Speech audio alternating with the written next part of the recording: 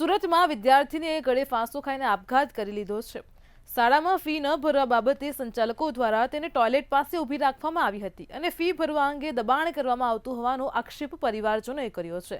રાજ્યમાં જ્યારે પણ આવા બનાવો બને છે ત્યારે ભણશે ગુજરાત, શિક્ષે ગુજરાતના દાવા પોકળ સાબિત થતા હોય તેવું લાગી રહ્યું છે। એક તરફ આપણે બેટી પઢાઓ બેટી બચાવોનો નારા લગાવીએ છીએ અને ત્યાં દીકરીઓની આવી દશા દયનીય છે। આજ મુદ્દે ગુજરાતની જનતાના મંતવ્યો જાણીશું।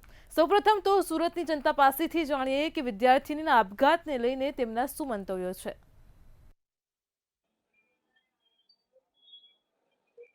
સુરતના ગોદાવરા વિસ્તારમાં ધોરણ 8ની વિદ્યાર્થીએ આપઘાત કરી લેતા ચકચાર મચી જવા પામી હતી।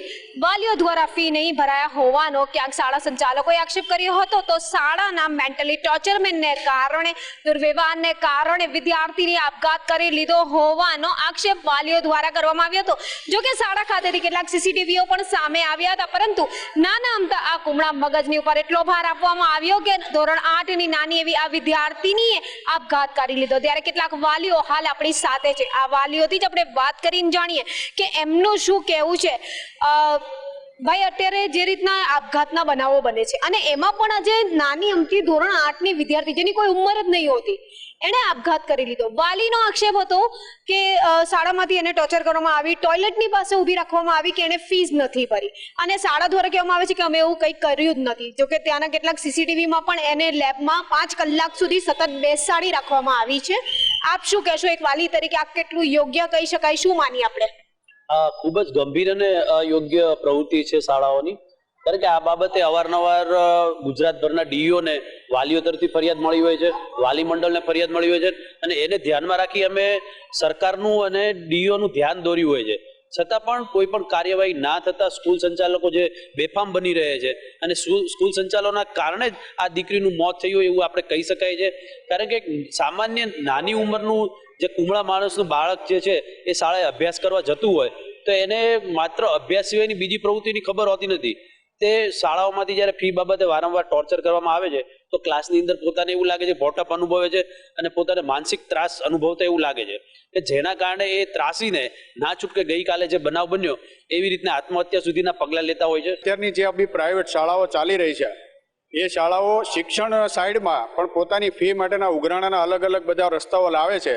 હોલ ટિકિટ હોય, તમારે એડવાન્સમાં ફી ભરવાની હોય, જો ફી ન ભરી હોય તો બાળકને બહાર બેસાડવું, કોલ ઉપર કોલ કરવા, જો આનું આ ધ્યાન જો ફી જેટલું રાખે છે, કોલ કરવા, મેસેજ કરવા, આવું જ્યારે બાળકને ત્યાં સ્કૂલમાં પ્રવેશે એમને કોઈ સારા મનોરંજનના પ્રોગ્રામ કે કોઈ મોટિવેશનના કે બીજા કોઈ એવા પ્રોગ્રામ કરતા હોય તો સારું, પણ એક આ અત્યારે શાળા શિક્ષણના નામે એક ધંધો બનાવી ચૂક્યા છે। મારું આવું કહેવું છે આવી ઘટના ન બનવી જોઈએ। જે મામલો છે બહુ ગંભીર મામલો કહેવાય। એ ગુજરાત આખામાં તમે જોઈ લો, પ્રાઇવેટ સ્કૂલોની ઉગાડી લૂંટ જ એક કારણ એવું છે કે 30% વધારી દેવી, 15% વધારી દેવી, કોઈ જાતનું નોટિફિકેશન હોય, કોઈનું કાંઈ લાગતો વખતું એવા કાયદા લાવીને તે ફી બહુ મોટી કરી નાખે છે। તો હવે આમાં સરકારને થોડુંક ધ્યાન દોરવું જોઈએ। આજે આ વર્ષે જો 9મા એમાં છોકરો એને 30,000 રૂપિયા ફીસ વધારી દીધી। હવે એ લોકોના 700 છોકરાઓ છે, 700 છોકરાઓની 30,000 રૂપિયા વધી જાય તો 2 કરોડ ને 10 લાખ રૂપિયા વધી ગયા તો શું કરે આ લોકો? એક વર્ષમાં આટલી બધી ફીસ વધી શકે છે ખરું? એના માટે કોઈ ધ્યાન દોરતું નથી। એફઆરસીમાં બી બહુ મેથી મારી પણ એફઆરસી વાળા બી કોઈ ધ્યાન આપતું નથી। હું એવું માનું છું કે અત્યારે આ જે અત્યારનો જે સમય ચાલી રહ્યો છે તે સમયમાં એક તો બહુ મંદી ચાલી રહી છે, એમાં એક તો પિતાને પણ એટલું બધું ટેન્શન હોય છે, ત્યારબાદ આવું સ્કૂલોથી આવો ત્રાસ આપવામાં આવે બાળકોને। હવે તમે વિચાર કરો કે એક તો માણસ પોતાનું ગુજરાન ચલાવવા માટે સવારથી સાંજ સુધી માણસ મહેનત કરતો હોય, ત્યાર પછી આ ફીના ટોર્ચરિંગ અને આવી ઘટનાઓ બને એ તો એ માતા પિતાને જ ખબર હોય કે એની ઉપર શું ગુજરી રહી છે। બાકી શાળા સંચાલકોને તો ઠીક છે એમની ફી માટે, બાકી એમની પૈસાની કમાણી માટે છે, બાકી શિક્ષણ માટે કોઈ બચતું નથી। મારી એટલી જ સરકારને વિનંતી છે કે આ શાળાઓ ઉપર કડક ને કડક કાર્યવાહી થવી જોઈએ। ગઈકાલે જ અમે જે તે વાલીને સંપર્ક કર્યો હતો અને વાલીઓ તરફથી પણ એ અમને કીધું છે કે અમને કાયદાકીય જરૂર પડશે તો તમે અમને મદદ કરજો। તો એ આગળની કાર્યવાહીના રૂપે જે અમે સમાચારના માધ્યમમાં 2-3 સમાચારો જોયા છે, પરંતુ જો આ સાબિત થઈ જશે કે આની અંદર કંઈ પણ રીતે સંચાલકોની સંડોવણી હતી, તો ચોક્કસ એક એડવોકેટ તરીકે અને એક વાલી મંડળ તરીકે અમે કાયદાકીય રીતે સંપૂર્ણ વાલી સાથે છીએ અને એવો દાખલો બેસાડીશું કે ગુજરાત શું આખા ભારતની અંદર પણ આ ફી બાબતના ટોર્ચરિંગ માટે કોઈ પણ સંચાલક આવી દાદાગીરી ના કરે, આવી હેરાનગતિ ના કરે અને ભવિષ્યમાં કોઈ પણ માસૂમ બાળકોનો જીવ ના જાય. સ્પષ્ટ છે કે વાલીઓમાં અત્યારે આ ઘટનાને લઈને રોષ જોવા મળી રહ્યો છે, કારણ કે નાની અમથી ધોરણ 8ની વિદ્યાર્થીનીએ જ્યારે આપઘાત કરી લીધો, ફીને લઈને જ્યારે એને માનસિક રીતે કરવામાં આવતી હતી. પોલીસ તપાસ અત્યારે થઈ રહી છે. ડીઓ કચેરીના અધિકારીઓ પોતે પણ શાળા ખાતે જઈને ત્યાં રિપોર્ટ પણ કેટલાક કઢાઈ આવ્યા છે, પરંતુ ક્યાંક ને ક્યાંક અત્યારે જે હવે આ જે વાલીઓનો રોષ છે એ સામે આવી રહ્યો છે. જો ખરેખર સ્કૂલની સંડોવણી એની અંદર નીકળશે તો એટલી કડક સજા કે એટલો કડક દાખલો બેસાડવામાં આવશે કે બીજી વાર કોઈ પણ શાળા આ રીતે કોઈ બાળકના માનસિક રીતે ટોર્ચર ના કરી શકે. કેમેરામેન શોએબ શેખની સાથે રાબિયા સાલે, મંતવ્ય ન્યૂઝ, સુરત. દર્શક મિત્રો, કાર્યક્રમમાં આગળ હવે વડોદરાની જનતા પાસેથી જાણીએ કે બાળકીના આપઘાતને લઈને તેમના શું મંતવ્યો છે.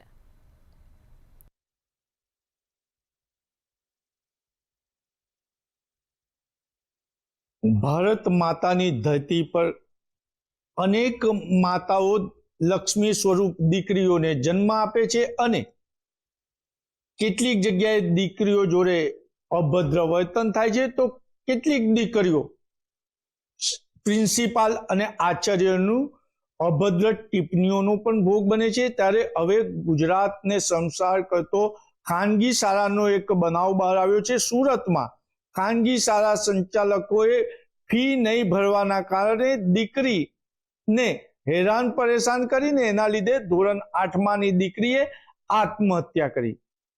શિક્ષણનું ખાનગીકરણ સાથે સાથે શાળા સંચાલકો એ શાળાને ઉદ્યોગ બનાવી દીધો છે. ત્યારે મંતવ્ય ન્યૂઝ, મારો અવાજ. વડોદરા મહાનગરપાલિકા દ્વારા સંચાલિત શિક્ષણ સમિતિ અનેક શાળાઓ ચલાવે છે, ઇંગ્લિશ મીડિયમ, ગુજરાતી મીડિયમ, અને મહત્વની બાબત છે કે હવે ઉચ્ચતર માધ્યમિક શાળા બી ચલાવી રહી છે. ત્યારે આપણે શિક્ષણ સમિતિના ચેરમેનને સીધું પૂછીશું, શું કહો છો? જે રીતના શિક્ષણનું ખાનગીકરણ થયું અને ફીના કારણે દીકરીએ આત્મહત્યા કરી છે, અને તમે કેવી રીતના જુઓ છો? સૌથી પહેલાં તો આપણા યશસ્વી પ્રધાનમંત્રી અને તત્કાલીન મુખ્યમંત્રી નરેન્દ્રભાઈ મોદી સાહેબે વર્ષો પહેલાં આપણા બાળકો માટે પ્રજોત્સવની શરૂઆત કરી. ત્યારે સાથે સાથે એમણે બીજો એક અભિગમ લીધો, કન્યા કેળવણી. કન્યા કેળવણી માટેના અભિગમ માટે સાહેબ ખૂબ ચિંતાતુર હતા અને એ વખતથી જે આજ લગી સંખ્યા કન્યાઓની વધારે બનતી થઈ, એની માટેની એમણે ચિંતા કરી. બાળકો, દીકરીઓ અને દીકરાઓ એમાં કોઈ ભેદભાવ નથી, પણ દીકરી હોય કે દીકરો, એને ભણતર એ એની પહેલી પ્રાથમિકતા હોવી જોઈએ. અને ભણતરને મફત આપવા માટે નગર પ્રાથમિક શિક્ષણ સમિતિ ત્યારે અમે લોકો ખૂબ મહેનત કરી અને આજે આધુનિક શિક્ષણ જે પ્રકારનું જોઈએ એ પ્રકારના શિક્ષણ લગી અમે આ નગર પ્રાથમિક શિક્ષણ સમિતિને લઈ જવા માટે અમે બધા જ કામે લાગેલા છે. શ્રી વડાપ્રધાન શ્રી નરેન્દ્ર મોદીએ જ્યારે એઓ સીએમ હતા ત્યારે પણ તેઓ ખૂબ ચિંતા કરતા હતા અને અત્યારે પણ ખૂબ ચિંતા કરે છે. તો આપણા બાળકોનું સારામાં સારું ભવિષ્ય બને એના માટે અમે લોકો પણ ખૂબ ચિંતા કરતા હોઈએ છીએ. એટલે જે એક દીકરી આજે આપણા સમાજમાં એક દીકરીએ ગુમાવી છે, એક દીકરીને ગુમાવી, ભવિષ્યમાં ક્યારે પણ કોઈ દીકરો હોય કે દીકરી હોય એને ગુમાવવાનો સમય ના આવે, એના માટે હું ચોક્કસપણે કહીશ કે પ્રાઇવેટ સ્કૂલોમાં દેખાદેખી જે બાળકોને મૂકી દેતા હોય છે, ઇંગ્લિશ મીડિયમમાં પણ એટલો બધો રસ હોય છે કે મારું બાળક ઇંગ્લિશ મીડિયમમાં જ ભણે, પરંતુ એ મૂક્યા પછી પોતાના પેરેન્ટ્સ એટલી ફીસ ચૂકવી નથી શકતા અને ફી ના ચૂકવી શકે એના માટે પોતાના બાળકને ગુમાવવાનો સમય આજે જેવી રીતે એક દીકરીને સમય એના માતા પિતાના સમય આવ્યો છે. સુરતનો બનાવ છે એ ખરેખર ખૂબ જ ગંભીર કહેવાય, સમાજની આંખો ખોલનારો કહેવાય કે વાલીએ પણ આ ચેતવાની જરૂર છે કે દેખાદેખીથી પર રહી અને આ જે સરકારી શાળાઓમાં જે અદ્યતન અત્યારે સુવિધા સાથેનું જે શિક્ષણ આપવામાં આવે છે એ શિક્ષણનો ખરેખર લાભ લેવો જોઈએ. અને આ વાલીઓને ખરેખર મારી તો નમ્ર વિનંતી છે કે તમે આ દેખાદેખીથી પર રહી અને સરકારી શાળાઓની ચોક્કસ અવશ્ય મુલાકાત લો. દુઃખદાયક છે ને આવી જે સ્કૂલો વધારે પ્રેશર કરતી હોય તો એ ડીઓને બી જાણ કરી શકે છે અને એ પરથી સરકાર બી એના પગલાં લઈ શકે છે. પણ આ ઘટના એટલી દુઃખદ છે કે અમે વાલીઓને એક નમ્ર અપીલ કરીએ છીએ કે આવો અમારી નગર પ્રાથમિક શિક્ષણ સમિતિ સ્કૂલની શાળાઓ જુઓ, ત્યાંનું શિક્ષણ જુઓ. કેમ કે અમે જ્યારે છોકરો બાલવાડીને બાલવાટિકામાં આવે છે ત્યારે અમે દફતરથી માંડીને નોટબુકથી માંડીને compass, lunch box, water bag બધું જ અમે ફ્રીમાં આપીએ છીએ. આ ઘટનાને હું અલગ રીતે જોઈ રહ્યો છું. એના 3 પાસા હોઈ શકે. એક, જો એના માતા પિતાના આક્ષેપને સાચો માનીએ તો શાળાએ ફીનું પ્રેશર કર્યું અને એ પ્રેશરને સહન નહીં કરી શકનાર દીકરીએ પોતાનું જીવ ટૂંકાવ્યો. આ એક એંગલ હોઈ શકે. પણ મારી દ્રષ્ટિએ એનો બીજો એક એંગલ પણ હોઈ શકે કે માતા પિતા પોતાના નોકરી ધંધાની હોડમાં એક એવું પારિવારિક વાતાવરણ આપવામાં કદાચ નિષ્ફળ જાય કે જીવનમાંની રોજબરોજના જીવનમાં કેટલીક નાની મોટી મુશ્કેલી આવે એનો સામનો બાળકે કઈ રીતે કરવો એ કદાચ એનું શિક્ષણ આપવામાં એને પારિવારિક વાતાવરણ યોગ્ય ન મળ્યું હોય. આ એક બીજો એંગલ હોઈ શકે. ત્રીજો એક એંગલ એવો હોઈ શકે કે 8મા ધોરણમાં ભણતી બાળકી હતી, એટલે એની ઉંમર લગભગ 13 વર્ષ. 13 વર્ષ એટલે ટીનેજ કહેવાય. ટીનેજમાં જ્યારે બાળક કે બાળકી પ્રવેશે તો એના કેટલાક વિશિષ્ટ પ્રકારની એનામાં ફિઝિકલી અને મેન્ટલી ડેવલપમેન્ટ થવાની, ચેન્જીસ થવાની શરૂઆત થતી હોય છે. તો કદાચ એવી કોઈ પણ વિષય હોઈ શકે કે જે એના મા બાપ કે શાળા સંચાલકોના ધ્યાને ન હોય, પણ એ સિવાયનો કોઈ પણ વિષય હોઈ શકે જેને લઈને પણ આ બાળકીએ પોતાનું જીવન ટૂંકાવ્યું હોય. આ શિક્ષણ સમિતિના ચેરમેન, વાઇસ ચેરમેન ને સભ્યોનો અવાજ અને મારો અવાજ. શિક્ષણ એ આપણે ત્યાં આગળ વિદ્યાનું મંદિર કહેવાય છે અને વિદ્યાના મંદિરમાં લક્ષ્મી રૂપી દીકરી આત્મહત્યા કરવા પ્રેરાય એ માટે સમાજ અને સરકાર ખૂબ ચિંતા કરવાની જરૂર છે. કારણ કે ભારત વિશ્વગુરુ ત્યારે જ બનશે કે લક્ષ્મી રૂપી દીકરી ભણશે અને કોઈ પાયલોટ બનશે તો કોઈ એન્જિનિયર બનશે તો કોઈ ભારતનું રાષ્ટ્રપતિ પણ પદ મેળવી શકે છે. સમાજે ચિંતા કરવું છે, દેખાદેખી છોડવાની જરૂર છે અને કોઈ ઇંગ્લિશ મીડિયમમાં ભણે છે એટલે મારે મારા દીકરાને ભણાવવો છે એ વિચારસરણીમાંથી સમાજે બહાર આવવું પડશે. અને તમે અત્યારના રેકોર્ડ જોશો તો કોઈ ચાવાલાનો દીકરો કે કોઈ શાકભાજીવાલાની દીકરી અત્યારે સીએ અને એન્જિનિયર બની રહ્યા છે, ગોલ્ડ મેડલ મેળવી રહ્યા છે.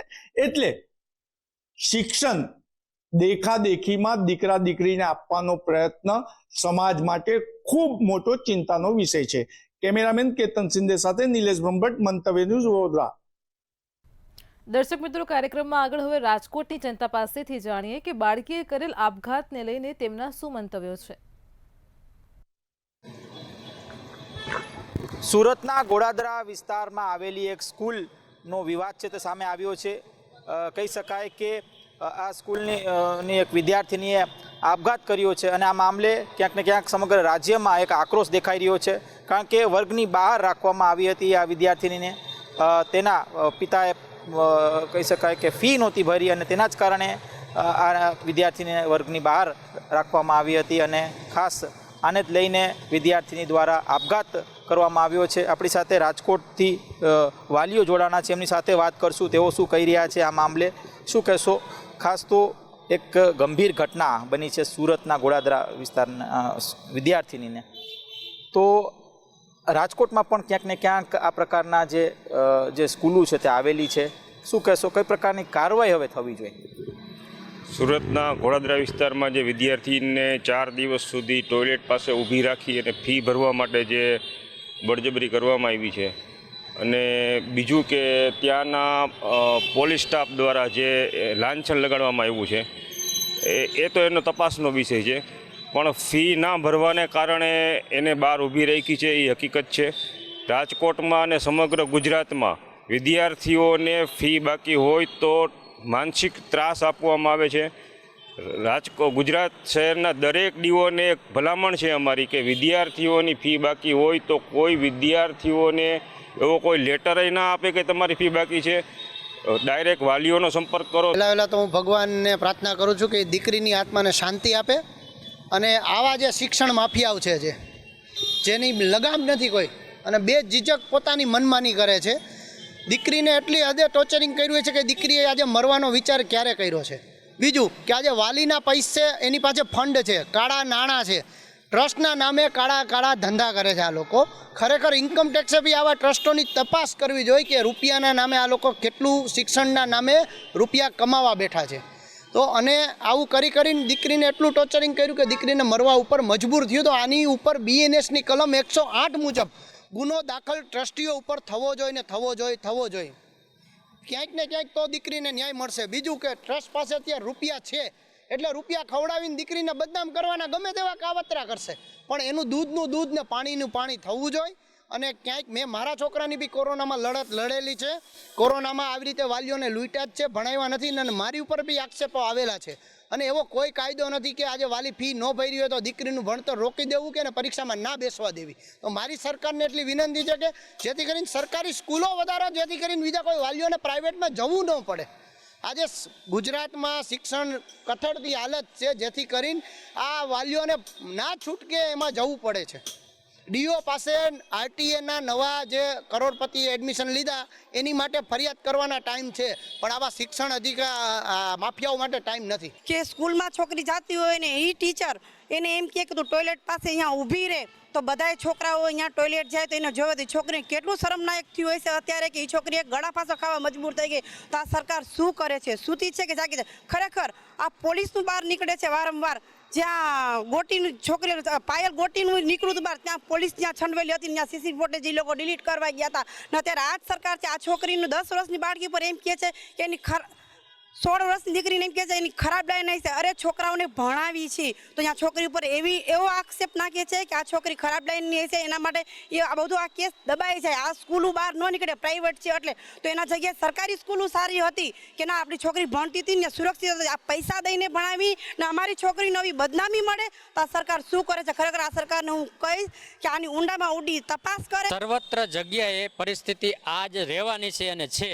એના માટે હું પેલા મારી જાતને જાગૃત નાગરિક તરીકે સ્વીકારું છું કે હું લોકોને જગાડી શક્યો નથી, અને તમામ લોકોને બે હાથ જોડીને રિક્વેસ્ટ કરું છું કે ના હિન્દુ બનેગા ના મુસલમાન બનેગા, ઇન્સાન કે ઓલાદે ઇન્સાન બનેગા. ગાય ગામડું ગરીબ અને દીકરીને બચાવવાની મુહિમ ચલાવનાર હું વિનોદભાઈ પીપળિયા તમામ ઈમાનદાર લોકોને કહેવા માંગુ છું કે તમે આવો આ પરિસ્થિતિ લાવનાર કોણ? આ સરકાર છે. કોરોના, નોટબંધી, GST આ બધું લાવી આના પાયામાં જાઓ તમે કે લોકોના ખાવા ખીચડી ન રહે. આજે એ દીકરીને ટોર્ચર કરી એ શિક્ષક તો જવાબદાર છે જ, પણ આ પરિસ્થિતિના જવાબદાર કોણ છે? આ પરિસ્થિતિનો જવાબ હું વર્તમાન સરકારને કહું છું. તે રાજકોટથી વાલીઓ કે જેઓ આજે ઘટના સુરતમાં ઘટી તેને વખોડી, અને આ સાથે ક્યાંક ને ક્યાંક આ જે ઘટના ઘટી તેની તમામ જવાબદારી સરકારે લેવી અતિ જરૂરી છે, કારણ કે આ પ્રકારની ઘટના અવારનવાર ક્યાંક ઘટતી હોય છે. અને જો આ ઘટનાને દર્શક મિત્રો, કાર્યક્રમમાં આગળ હવે ભાવનગરની જનતા પાસેથી જાણીએ કે બાળકીએ કરેલ આપઘાતને લઈને તેમના શું મંતવ્યો છે. શિક્ષાનું મંદિર એટલે કે શાળા. પહેલાના સમયમાં શાળાનું શિક્ષણ એટલે ગુરુકુળ અને ગુરુકુળની અંદર વિદ્યાર્થીઓને શિક્ષણ આપવામાં આવતું, પરંતુ અત્યારે જે રીતના શિક્ષણ તે એક વેપાર બની ગયો છે. આ વેપારને કારણે જે તાજેતરની એક ઘટના બની છે સુરતની, તે બાળકીએ પોતાનો જીવ ગુમાવ્યો, કારણ કે ફી નથી ભરી શકતી. તેને લઈને સ્કૂલ સંચાલકો દ્વારા જે રીતના તેમને હેરાન કરવામાં આવ્યું. પરંતુ સમગ્ર જે ઘટના છે તેની અંદર સ્કૂલે પોતાનો બચાવ કર્યો, અને ત્યારબાદના જે CCTV સામે આવ્યા તે કહી શકાય કે ખરેખર ખૂબ જ નિંદનીય છે. અરે લોકો શું કહે છે, ભાવનગરની જનતા શું કહે છે એની જતો વાત કરશું. શું થતો દેશના વિશ્વ બન્યો છે, શિક્ષણ જગતને લાંછન લગાવે. આ બનાવ તમારી સામે આવ્યો છે. ગુજરાતમાં અનેક બનાવો એવા બને છે, અને ખાસ કરીને સરકારની નીતિના કારણે ખાનગી સ્કૂલને જે મહત્વ વધારે આપે છે, અને સરકારી સ્કૂલ દાડે પૂછે તો એક સમયે ભાવનગરની વાત કરીએ તો કોર્પોરેશનમાં 85 સ્કૂલ હતી, આજે 55 થઈ ગઈ. કયા બેઝ ઉપર થઈ ગઈ? અને લોકો, પરિવાર, એના મા બાપ, એના વાલી એવું ઈચ્છે છે કે સારી સ્કૂલમાં મારા બાળક ભણે. પણ મને એવી ખબર પડે કે 9 વર્ષની દીકરીને ખબર હોય કે મારા મા બાપ હવે ફી ભરી કોઈ પોઝિશન નથી. ત્રીજું નેત્ર છે. ત્રીજું નેત્રના માધ્યમથી ભારતનું ભવિષ્ય ઉજ્જવળ બનતું હોય છે. ખરેખર શિક્ષણના નામે જે વેપાર થઈ રહ્યો છે એ ખૂબ જ દુઃખની બાબત છે. ખરેખર મારા પહેલા આપણે વાત કરી એ વાતને હું ફરીવાર દોહરાવું છું કે ખરેખર જો સરકાર શિક્ષણની અંદર નીતિઓ ફેરફાર કરવા માંગતી હોય તો જ્યારથી સત્તામાં આવ્યા છે ત્યારથી આજ સુધી શિક્ષણ માટે એણે બજેટમાં પૈસા વધાર્યા પરંતુ સરકારની નીતિઓ એવી છે કે શિક્ષણની અંદર એક કોઈ સુવિધા દેવા માંગતા નથી. રોજ મોંઘવારી વધારે છે પરંતુ શિક્ષણની અંદર કોઈ સવલતો આપતા નથી. ગુજરાત રાજ્યની અંદર આ જે ઘટના બની છે એ ખૂબ જ મકડવા લાયક છે. કારણ કે કોઈ વ્યક્તિ સાથે જોડાયેલા કોઈ આપનું પણ બાળક જ્યારે આ પરિસ્થિતિની અંદર આવી અને ઉભું અને મૃત્યુ પામે ત્યારે આ ગુજરાતની દીકરી હતી. ગુજરાતની દીકરી દેશનું ભવિષ્ય હતી. આમાંથી ડોક્ટર બની શકી હોત, એન્જિનિયર બની શકે તો લાખો લોકોને બચાવી શકે. પરંતુ આ સદંતર ગુજરાત રાજ્ય શિક્ષણ જે ક્ષેત્ર છે એ સદંતરે નિષ્ફળ નીવડ્યું છે અને તેના કારણે હજારો આવી દીકરીઓ છે એ સરકાર એવી વાતો કરતી હતી કે દીકરી પઢાઓ, બેટી બચાવો, બેટી પઢાઓ, ત્યારે હજારો દીકરીઓ આજે આ મોતના મુખની અંદર ધકેલવા જઈ રહી છે. ત્યારે સદંતરે શિક્ષણ મંત્રીએ, હું તો એવું કહું છું કે આનાથી શીખ લઈ અને એનું રાજીનામું આપવું જોઈએ. એવું કહીશ કે ભાઈ નાની દીકરીઓના આત્માને માતાજી શાંતિ આપે. અને ફરી વખત કે ભાઈ આવા બનાવ બને છે ગુજરાતમાં સ્કૂલમાં, તો એમાંથી તંત્રને એટલું તો વિચારવું જ જોઈએ કે ભાઈ આ કયા કારણે બને છે, કેટલી ફી વધે છે, તો એની ઉપર એને લગામ રાખવી જોઈએ. અને બીજું કે ભાઈ ફીની એક જે સ્કૂલ છે પ્રાઇવેટ સ્કૂલમાં લગભગ સત્તાધારી પક્ષના આગેવાનો લગભગ સ્કૂલમાં પાર્ટનર છે, ભાગીદાર છે, ક્યાંક ને ક્યાંક સંકળાયેલા છે. એટલે એના હિસાબે તંત્રના હાથમાં બધી પકડ છે. એટલે આમાં હું એવું માનું છું કે આમાં કોઈ વસ્તુ આગળ થશે નહીં. જેમ સૂત્ર આપ્યું છે કે બેટી બચાવો બેટી પઢાઓ, એને કલંકિત કરતી ઘટના છે.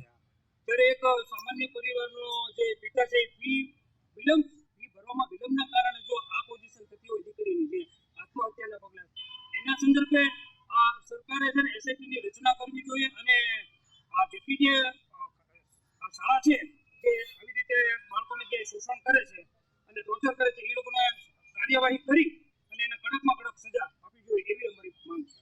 આપઘાત કર્યો છે એ બહુ નિંદનીય છે. કારણ કે જે સરકાર છે એ બેટી બચાવો અને બેટી પઢાવોની મોટી વાતો કરે છે. તો ખરેખર આ છે ગુજરાતની અંદર નહીં, પૂરા ઇન્ડિયાની અંદર આ બેટી બચાવો અને બેટી પઢાવો એ જે સૂત્ર છે એ ખરેખર અમે એને વખોડી કાઢીએ છીએ. અને ફી નિયમન ધારો જે આજથી લગભગ 2020માં લાવી હતી સરકાર, તો તે કોઈ રીતે કોઈ પણ શાળામાં એક ફીનું માળખું તૈયાર કરવાનું સરકાર તરફથી હોય કે તેનાથી ઉપર ફી વસૂલાતી નથી, તો તે પણ ક્યાંય ઇમ્પ્લિમેન્ટમાં નથી, અમલવારી નથી એની બરાબર રીતે.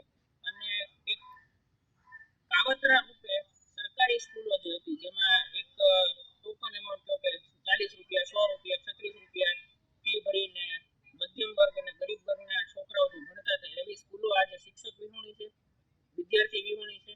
અને આ ઘટના ઉપર જો ગુજરાત સરકાર કડકમાં કડક પગલાં નહીં લે તો ક્યાંક ને ક્યાંક આના ભણકાર આખા ગુજરાત અને દેશભરમાં પડશે અને લોકો શિક્ષણથી દૂર થતા જશે. અનેક જગ્યાએ ક્યાંક ને ક્યાંક નાની અમથી ઘટના આવી બનતી હોય છે ત્યારે સંચાલકો પર સરકારનું જે પકડ છે એ નથી રહી. પરંતુ જોવાનું રહ્યું કે હાલ તો જે રાજ્યભરની અંદર સમગ્ર વાલીઓમાં રોષ જોવા મળે છે, લોકોની અંદર ક્યાંક ને ક્યાંક વિરોધ થયો છે. સરકાર હવે કયા પગલાં લેશે અને સંચાલકો વિરુદ્ધ અને શાળા વિરુદ્ધ શું પગલાં લેશે? કેમેરામેન નીરજ માંડલિયા સાથે હિરેન ચૌહાણ, મંતવ્ય ન્યૂઝ ભાવનગર. દર્શક મિત્રો, મારો અવાજમાં આજે આપણે સુરતના ગોળાદરા વિસ્તારની જે બાળકીના આપઘાતની ઘટના પ્રકાશમાં આવી તેને લઈને સમગ્ર ગુજરાતની જનતાના મંતવ્યો જાણ્યા છે. કાલે ફરી મળીશું એક નવા રસપ્રદ મુદ્દા સાથે. ત્યાં સુધી પડે પડની અપડેટ મેળવો માત્ર મંતવ્ય ન્યૂઝ પર. નમસ્કાર.